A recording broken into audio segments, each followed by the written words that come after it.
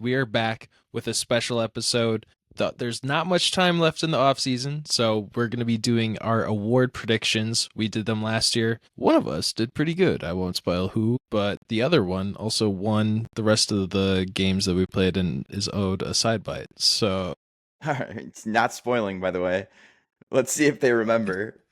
let's see which viewers actually watched those episodes too. But we're gonna take a little look back in the past, and then we're gonna be trying to guess in the future. So it should be a fun episode. Stay tuned, and let's get stuck right into it.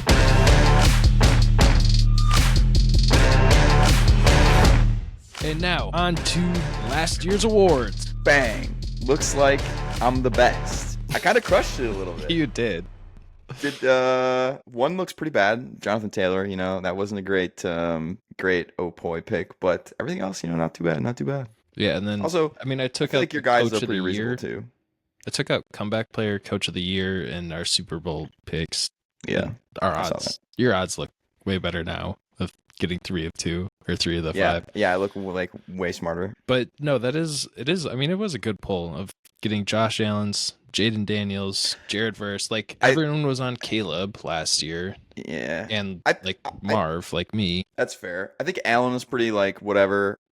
The one I got luckiest on was probably Jared Verse. The defensive rookie of the year is kind of hard for me, even for this year it is too. I don't think I know enough about the defensive players where he's kind of got a rip. I just did it based on situation. I felt like with Donald being gone, he had a chance to make a wave. And he did. He definitely did. And I think Burrow was pretty close in the running for MVP. Yeah. Like if he was a playoff team, probably would have worked out. Marvin Harrison, he was just kind of my favorite offensive weapon going into it. That obviously didn't really pan out. Byron Murphy with the Seahawks, I think he had like 1 sack. Or like he didn't play that well. Bijan Robinson for the Falcons. Hey, Imagine Brian if I Robinson, picked Brian crazy Robinson. shout. And then Nick Bosa. All my players just kind of having a slump. I think Burrow was. I think they were all okay, right? Like most of these guys were okay. Other than maybe not Harrison and Murphy, but I think Bijan was quite good. Bosa was okay. Was Bosa hurt? I think he was hurt. Okay, that makes sense. I'm like, I don't remember actually hearing anything. Maybe he was hurt. But I will say, you kind of helped me out. Because I remember when we were putting these together last year, you did the offensive rookie of the year first, and I was going to put Harrison if you didn't. So, in theory, this is also like halfway your trophy getting this one right. So okay, and on to this season. Wait, well, I guess we kind of split it up. So hopefully you put in something first, and then I got the correct one. But yeah, we can hop right into the MVP. Take it away, AJ. Hey, this is not me. Do not set me up for this. I do not want any part of this. No way. You are the no chance do I want this. It's even better after the next slide. Okay, so I picked Jalen Hurts as my MVP for the 2025-2026 season, just because. So the things I was looking for was a really good team. Will they make it into like the playoffs? Could they like win the division? I think they check all those boxes. Is he like flashy? Can he like do things that other players really can't? Yes, he can on the ground. He could like lead the league in rushing touchdowns. Yeah. And I mean, based on like the other episodes, you probably know I'm kind of down on Saquon, and I think he's going to regress a little bit. So I think it's going to fall more onto Hurts of either rushing or just being a better passer. So that's why I'm going sure he with is a better passer, though. You know what I mean? He's kind of a bum. I like the Eagles' weapons this year, AJ Brown and Devonta Smith, and I'm curious what it's going to look like year 2. I do not see the way how they can just run Saquon into the ground again this year and he stays healthy. Like, I think they have to diversify. Yeah, it's possible. And there was offensive coordinator change, so very possible that philosophy changes and he doesn't get run to the ground anymore. So we shall see. I don't like the pick. It's a fine pick. I just don't like the Eagles. And you can see that very clearly with my MVP. Dude, Dak looks like such a dweeb compared to Jalen Hurts. Sorry, I didn't have like this sicko pick with like edited lighting and stuff, dude. I don't know. I just picked a smiling guy. He's a happy guy. What do you want? My MVP, it seems very homer, and it is kind of homer, but I also think there's some merit here, is Dak Prescott. If you do remember, in 2023, he was second in MVP voting, and I don't think much has changed with this team other than getting better on offense. The defense, while they lost Micah Parsons, which we haven't talked about and I don't want to talk about, is still about as bad as it was with Micah. And if this team is going to be good, which I think they can, it will be through Mr. Dak Prescott. He's got George Pickens, he's got CeeDee Lamb, he's got an extended Jake Ferguson, he's got all the weapons he needs in the air, and he has no help on the run. I think this team's going to put up points because they're going to have to, and it's all going to be on the back of Dak. And I think this team can win the division. I do. And if they do that and get into playoffs, I think there's no way he's not at least top 3 MVP voting because it'll be all on him. I think, yeah, that is the biggest question. Will they make it to the playoffs? Yeah. I think Cowboys are very, very hyper similar to the Bengals last year. And you saw Burrow wasn't really like one of the final candidates just because he didn't make the playoffs. So for sure, this definitely hinges on, I think, them making the playoffs. So I think this is like almost the exact same team as 2 years ago, which won this division. The division's gotten slightly better, obviously, with the Commanders being a real team now, but I still think they can get in there. And if they do, I think their only reason they're there is because of Dak. So we're moving on to Offensive Rookie of the Year. To the Offensive Rookie of the Year, I selected Omarion Hampton. Going with this pick, I also wanted to pick someone that's on a better team that could propel their team to the playoffs. I think those players get some more recognition in the voting. So Ginty probably is like the favorite player to win it, but I don't think the Raiders have a real shot at making the playoffs. So I kind of took him out, and then like T-Mac, kind of the same situation, and then quarterbacks were Cam Ward. Maybe I would have selected him, but I went with just the second best running back in this draft class who's on a great team. I think they're going to rely on him. We know Najee's been hurt. I think it's just going to kind of be the Hampton show right away. It might be a little slow, but I think by the end of this season, he's going to be solidified as one of the better backs. Yeah, we know that team runs the ball. I mean, obviously saw it with J.K. Dobbins that he was perfectly good on the amount of touches he got. So I think if he gets anywhere close to the same amount of touches as J.K. Dobbins got last year, he'll be quite good. And he can definitely be in the conversation here for Offensive Rookie of the Year. I myself did go with Cam Ward. I am a Cam Ward believer. I'm also like kind of a Titans believer. I don't know what it is. I was kind of a Titans believer last year with Will Levis too, so I think it's just because I like the Titans mostly. But he's got good weapons. I mean, he's got a good running back. He's got Calvin. He's got sufficient wide receiver 2s and 3s. Sounds like Iomino or whatever you say his name is coming up. He's starting there. Tyler Lockett's there. Like, they've got guys that you can throw the ball to. I also really like how under the radar he's been flying, like this entire draft process, the entire like offseason, like not a lot of hype, not a lot of buzz. I don't necessarily think it's a bad thing. When the expectations are super low, it's kind of a lot easier to exceed those and get those votes, if that makes sense. And I also think that this division is super winnable. There's not really a team I think is super, super good. Obviously, I'd say the Texans are probably the favorite, right? Unless I'm mistaken here. But I don't think they're like a solidified, guaranteed winning that division. I think it could be up to grabs for almost any of the teams. So if he can snag that division, I think he has a good chance of winning this award. Okay, Defensive Rookie of the Year. I selected Abdul Carter. I wanted an edge impact player. Yep. This team probably isn't going to be winning that many games, but I think he can just put up some godly numbers with the surrounding pieces around him. Like, I think Giants defense is kind of getting slept on this year. Like, who's Kayvon Thibodeau, Dexter Lawrence they still have, and Brian Burns, and then Abdul Carter. Like, it's going to be a force to be reckoned with. Like, I don't think he's going to be getting the main like schemes by offenses to be blocked. So I believe he could just step in and kind of make an impact from day one, and that's why I selected him.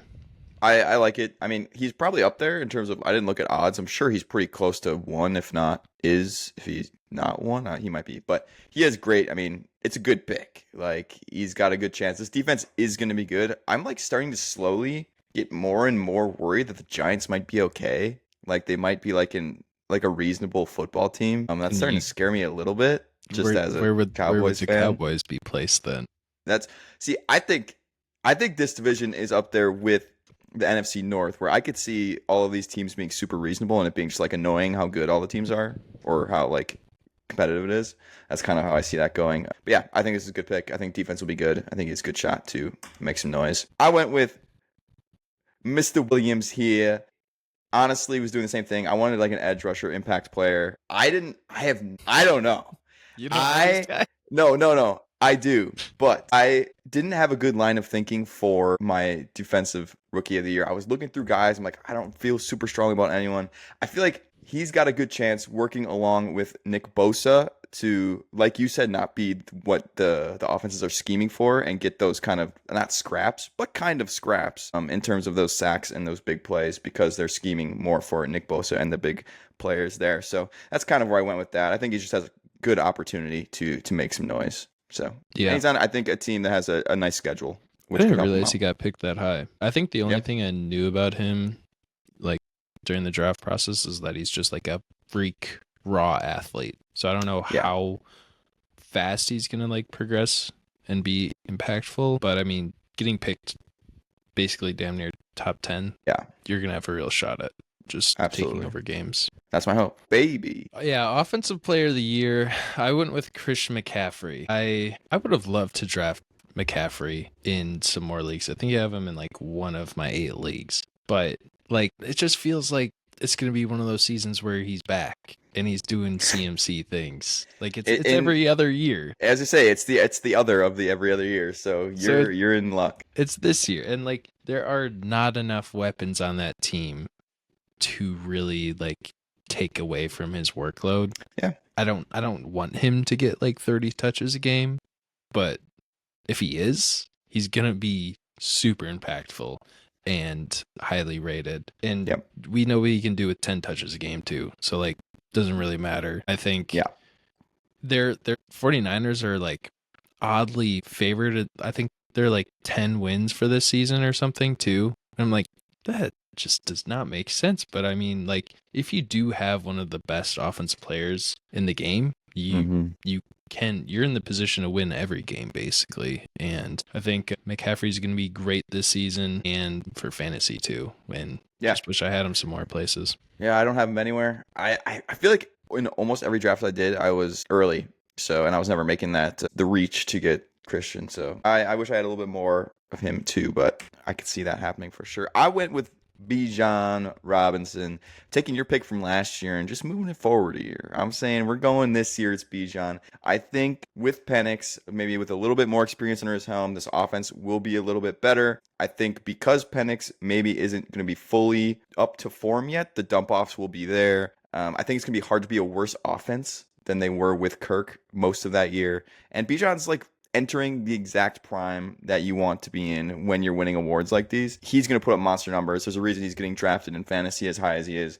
He's going to be on a good offense. He's going to get a lot of touches. He's going to score a lot of touchdowns. It's going to be sick. Bang. Are you more into Penix or Cam Ward this year? Probably. I think they're like going around the same spot, and I don't know which one I prefer. I think just based on the situation, I'd probably go Penix. I think they're probably pretty similar level of player. I think Penix has a couple more weapons around him. So I think he'll have a little bit easier time this year. Yeah. And just 1 year of experience. Yeah. All right. I guess we can talk about the trade now. I don't like this one. I don't like this at all. Why don't you like this? I don't know. Your guy. I'm sour. I got sour taste in my mouth. That's all. It's going to be fine.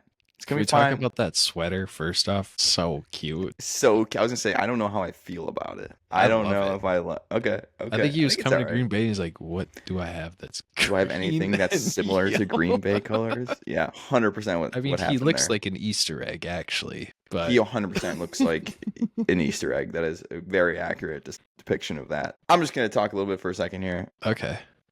I honestly, at this point, I'm not too mad about the trade. If Jerry Jones sticks to his word and doesn't just draft players with these picks, I'm cool. If he makes moves with these picks in some capacity, I'm cool. I get where he was going with this then, especially because if we had paid Micah the $47 million or whatever it was that we're going to pay him, we still would have got laughed at anyway. It doesn't matter what we would have done. It would have been ridicule to the Cowboys anyway. And maybe this back issue is a little bit more than we thought, so who knows? Now I'll let you go. I don't think the back issue is going to be anything. Like teams don't make those moves. Yeah, I know. Like there's checks and balances to do that, like the physical and stuff, and like meeting the doctors and everything. And the Packers would not be the team to go in on someone that's injured to. You are correct. Do that. So I'm like, I have full confidence in that staff to make the correct decision. But it was crazy. Like, my friend broke the news to me like a minute after it happened. He's like, I hope Micah tears both ACLs, because he was a Cowboys fan too. And I'm like, wait, is this real? Did this happen? Like, there's no way. But I waited a couple more minutes, got confirmed. You freaked out too. I was like, okay, this shit is hilarious. real. Hilarious story, actually. It was the morning of this trade. Chase had said something to me like, so are the Cowboys trading Mike or whatever? I was like, oh, no way. Like, he has no leverage. Like, if he doesn't play, then he's just going to lose money, and then we can tag him next year. 3 hours later, they're like, Cowboys are open to taking trades. I'm like, okay, that's not what I thought was going to happen. Hour later, Cowboys are trading to the Packers. I said, this is the craziest thing that's ever happened. It just went boom, boom, boom, or just like that. Yeah, it was insanely fast. And, like, I was hearing the rumors, too, and people are asking me about it. And I was I feel like you lost connection or something. I don't think I did. Do you hear me now? Okay. There we go. Now I hear you. Okay, now I got you. Did it just catch up really fast? Yeah, it went weird. Okay. Oh yeah. But people were also reaching out to me about the rumors, and I was like, there's no way this is gonna happen. This is not a Packers move. I had no real thought to it. I was just like, I've heard these rumors before. Nothing's gonna happen. I just went on with my day. And I guess when you just bat your eye the other way, or just when it's really unexpected, it's gonna happen. So I just have to do that more, I guess, because it's cool to see my team go all in and really believe that it's their window. Yep. So I'm happy. And it was fun too, because I didn't really know much about Micah, or I kind of hated on him too, just because he was so good.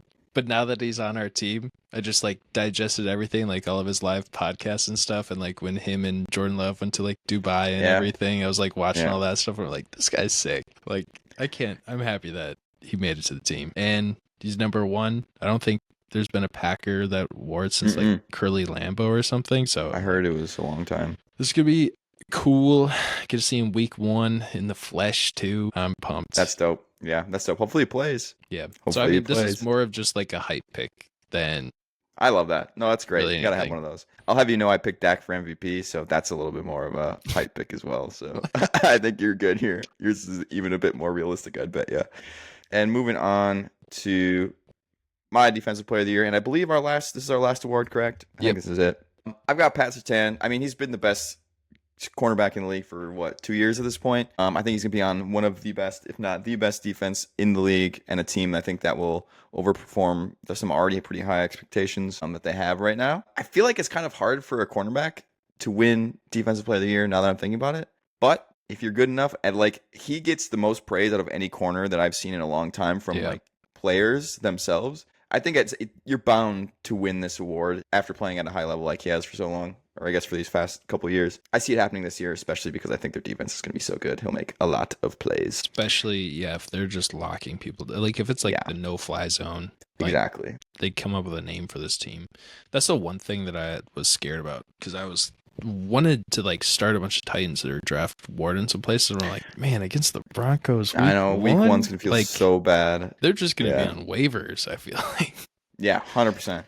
You gotta fantasy advice: if you have faith in Titans, don't let it falter after week 1. They're playing it's a tough week 1 for a rook and middle of the pack team, so I'd give them some leeway there. I think it's fun how both of our players were holding up the one. Kind of sick. But that's it. That's what we got for awards. Hopefully I can get 3 of 5 again. I'll take 4 or 5. I'll take 5 of 5. As long as I get the dub, that's all I care about. How do you feel after seeing all of my picks and your picks? What do you feel like? What do you feel? I think I'm going to have more next. Okay. Fair enough. We're going to come back next year, review these. I think there's only going to be one correct answer. And I could see that. I'll have one of them, hopefully. I could see that. I could see that being Chris McCaffrey, and that's it. Or Jalen Hurts. Those are probably the 2 most possible ones, maybe. I don't know. That's what I bet. I kind of took some flyers, I feel like. So we'll see what happens. We appreciate you watching. Stay tuned for other videos we'll have coming out. I don't know which one's next, but we're going to have more. So stay tuned for that, and we'll see you next time. Peace out. See you.